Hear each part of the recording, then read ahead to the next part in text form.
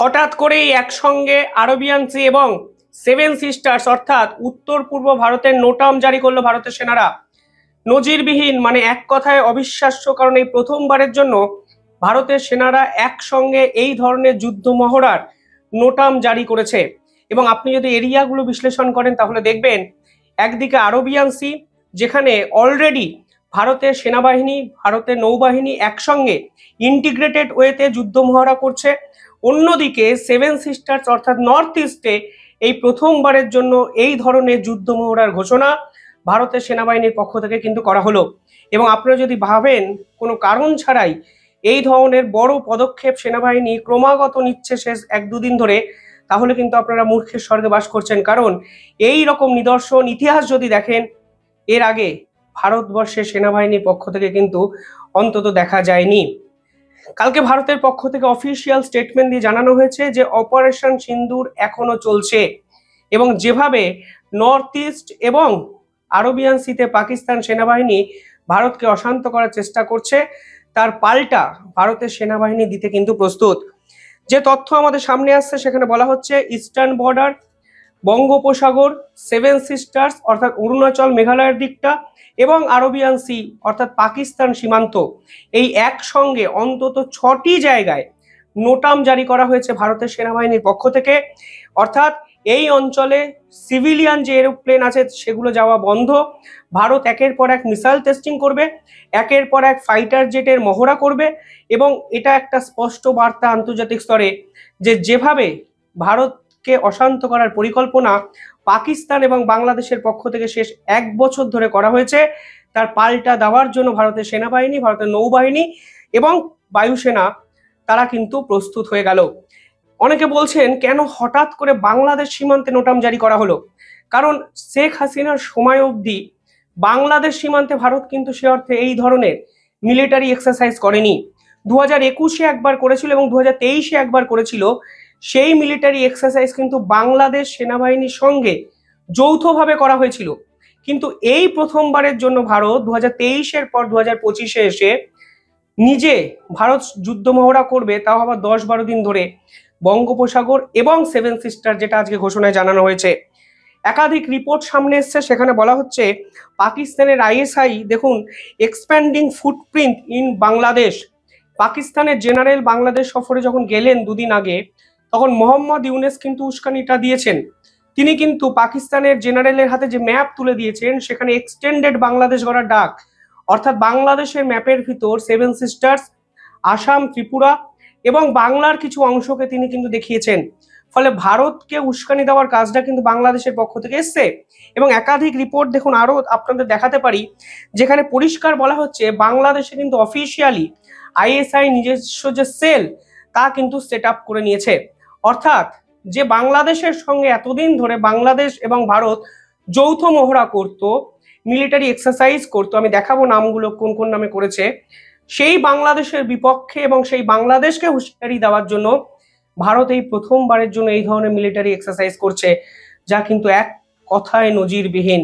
বাংলাদেশ সরকার হয়তো ভাবতেও পারেনি যে ভারতের সেনাবাহিনী হঠাৎ করে তাদের বিপক্ষে এই ধরনের বড়সড় পদক্ষেপ নিতে পারে। এবং মিলিটারি এক্সারসাইজ যখন কোনো একটি পার্টিকুলার রাষ্ট্রকে কেন্দ্র করে আপনি করছেন, তা কিন্তু আমাদের ডিপ্লোম্যাটিক শুধু নয়, মিলিটারির পরিভাষায় এটা পাল্টা করা চ্যালেঞ্জ এবং হুঁশিয়ারি, তা কিন্তু পরিষ্কার হয়ে যায়। কালকে ভারতের অ্যাডমিরাল কি বলেছেন আমি ভিডিওটি আপনাদের দেখাবো এবং সেই ভিডিওটি আপনারা আগে শুনুন, তারপরে আপনারা বুঝবেন কেন এই নোটাম জারি করা এবং একের পর এক যুদ্ধ মহড়া শেষ 1-2 দিন ধরে ভারতের এই যে ভারত যেটা করছে তা কোনো সাধারণ বিচ্ছিন্ন ঘটনা নয়, তা কিন্তু নিখুঁত এক হুঁশিয়ারি এবং ভারত বড় সড়ো কোনো অ্যাকশনের পরিকল্পনা করছে, তা কিন্তু স্পষ্ট হয়ে যায় কালকে ভারতের ভাইস অ্যাডমিরালের কথাতেই। सिंदूर की तैयारी में हैं हम, सिंदूर जो चल रहा है उसके लिए हम रेडी हैं, डिप्लॉयड हैं, और जहां तक कि बाकी जो हमने अपने प्लान्स किए हैं हम उनके साथ भी चलते रहेंगे। तो that is a very simple message that অর্থাৎ ভারতের ভাইস অ্যাডমিরাল বলছেন operation Sindoor is still going on, the message is to be conveyed with our ongoing exercise with foreign countries and our plan are in place without any hindrance. অর্থাৎ যারা ভাবছিলেন operation সিন্দুর শেষ হয়ে গেছে তারা ভুল ভাবছিলেন, এবং এই মিলিটারি এক্সারসাইজ আসলে অপারেশন সিন্দুরের একটি যুদ্ধ মহড়া। যদি কোনো বেগতিক সীমান্তে হয় তাহলে ভারতের সেনাবাহিনী সমস্ত দিক দিয়ে যে প্রস্তুত, তার কিন্তু বার্তা ভারতের পক্ষ থেকে দেওয়া হলো, যা কালকে অফিসিয়ালি ভারতের ভাইস অ্যাডমিরাল বললেন। এবং এই ভিডিও প্রকাশ্যে আসার পর আমাদের শত্রুপক্ষ, আমাদের প্রতিবেশী রাষ্ট্র, তারা কিন্তু ইতিমধ্যেই ভয়ে কাঁপতে শুরু করেছে। এবার যে প্রশ্নটা হলো যে হঠাৎ করে বাংলাদেশ সীমান্তে কেন নোটাম জারি করলো ভারতের সেনাবাহিনী? একটু ইতিহাসটা আপনারা জানুন। 2020 সালে ভারত এবং বাংলাদেশ একসঙ্গে এখানে মিলিটারি এক্সারসাইজ করে, যার নাম কিন্তু দেওয়া হয়েছিল সম্প্রীত বা সম্প্রীতি। 2021 সালে এখানে কিন্তু ভারত ফের একটি মিলিটারি এক্সারসাইজ করে, যার নাম ছিল হিম বিজয়। 2022 সালে কাজাকিস্তানের সঙ্গে একত্রে মিলিটারি এক্সারসাইজ করা হয়, যার নাম কাজিন্দ। 2023 সালে ইন্ডিয়া বাংলাদেশ ফের একত্রে এই অঞ্চলে মিলিটারি এক্সারসাইজ করে। অর্থাৎ যখনই ভারত বাংলাদেশ বর্ডারে কোনো মিলিটারি এক্সারসাইজ করেছে, তখনই কিন্তু বাংলাদেশ সেনাবাহিনীকে সঙ্গে নিয়ে করেছে। 2024 সালে মেঘালয়তে ইন্ডিয়া ফ্রান্স একত্রে একটি মিলিটারি এক্সারসাইজ করে, কিন্তু নভেম্বর 2024 যেখান থেকে ঘটনাটা বদলে যেতে শুরু করে, সেখানে যখন ভারত মিলিটারি এক্সারসাইজ করে তখন এর নাম ছিল পূর্বী প্রহার। এবং 2025 সালে ভারত কিন্তু 5 গুণ বেশি শক্তি নিয়ে এই অঞ্চলে মিলিটারি এক্সারসাইজ করছে, যেখানে বাংলাদেশ সেনাবাহিনীকে ভারত কিন্তু আমন্ত্রণ করেনি। অর্থাৎ একটা প্যাটার্ন স্পষ্ট হয়ে যাচ্ছে যে শেখ হাসিনা যাওয়ার পর ভারত এবং বাংলাদেশের মধ্যে শুধু ডিপ্লোম্যাটিক রিলেশন যে বদলে গেল তা নয়, ভারত এবং বাংলাদেশের মিলিটারি এক্সচেঞ্জ প্রোগ্রামও কিন্তু বন্ধ হয়ে গেল। কারণ বাংলাদেশ অফিসিয়ালি পাকিস্তানকে তাদের দেশে ইনভাইট করলো, এবং শুধু পাকিস্তানকে ইনভাইট করা নয়, তারা ক্রমাগত ভারতের বিপক্ষে উস্কানিমূলক একাধিক মন্তব্য করলো, একাধিক এমন কার্যকলাপ করলো, যার পাল্টা কিন্তু এবার ভারতের মিলিটারি দেওয়ার জন্য রাস্তায় নেমে গেছে। আর দেখুন বাংলাদেশের বর্তমান একাধিক কর্তা কথায় কথায় 7 সিস্টার্স, উত্তর পূর্ব Bharat, Siliguri corridor, chicken snake, Lalmonirhat airbase এই সংক্রান্ত এত কমেন্ট করেছেন শেষ 1 বছর ধরে, তুলনায় কিন্তু ভারতের পক্ষ থেকে কোনো কমেন্ট আসেনি। কালকে বাংলাদেশের সঙ্গে ভারতের সংঘাত আরো চরম জায়গায় পৌঁছায় জাকির নায়েককে কেন্দ্র করে, যিনি টেরোরিস্ট, তাকে বাংলাদেশ আশ্রয় দিতে চলেছে। অর্থাৎ 7 সিস্টার্স এবং উত্তর পূর্ব ভারতকে অশান্ত করার পরিকল্পনা পাকিস্তান এবং বাংলাদেশ যেভাবে একত্রে করছে, তার পাল্টা কিন্তু স্পষ্ট ভারতের সেনাবাহিনীর পক্ষ থেকে এসছে। অন্যদিকে আরবিয়ান সির যদি স্ট্রাকচারটা দেখেন তাহলে দেখবেন আরবিয়ান সিকে ভারত কিন্তু সিল্ড করে দিয়েছে। এত বড় নোটাম জারি সাম্প্রতিক সময়ে ভারত কিন্তু আরবিয়ান সির উপর করেনি।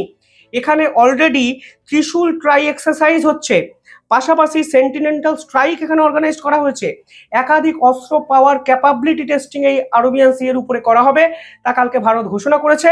অর্থাৎ আরবিয়ান সি কে কার্যত সিল করা হয়েছে ভারতের সেনাবাহিনীর পক্ষ থেকে, অবরুদ্ধ করা হয়েছে। আরবিয়ান সির অ্যাক্সেস আর কোনো রাষ্ট্রের কাছে এই মুহূর্তে নেই। এবং সব মিলিয়ে যে প্রবণতা তৈরি হলো, একদিকে বাংলাদেশ বর্ডার এবং একদিকে আরবিয়ান সি মানে পাকিস্তানের বর্ডার, তা কিন্তু একটা জিনিস স্পষ্ট যে বড় সড়ো অ্যাকশনের পরিকল্পনা ভারতের সেনাবাহিনীর পক্ষ থেকে করা হয়েছে। এবং এই সমস্ত আরবিয়ান সির উপর যে নোটাম জারি করা হয়েছে, এই সমস্ত প্ল্যানিং কিন্তু ইন্টিগ্রেটেড ওয়েতে করা হচ্ছে। অর্থাৎ শুধুমাত্র বায়ুসেনা নয়, বায়ুসেনা, নৌবাহিনী এবং একত্রে আর্মি, তারা 3 জন মিলে ইন্টিগ্রেটেড ওয়েতে এই মিলিটারি এক্সারসাইজ কিন্তু করবে।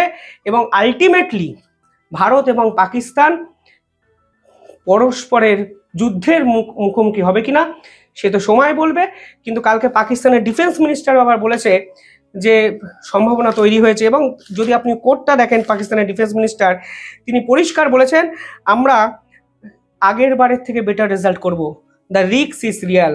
অর্থাৎ প্রবণতা কিন্তু একটা তৈরি হচ্ছে পাকিস্তানের পক্ষ থেকে।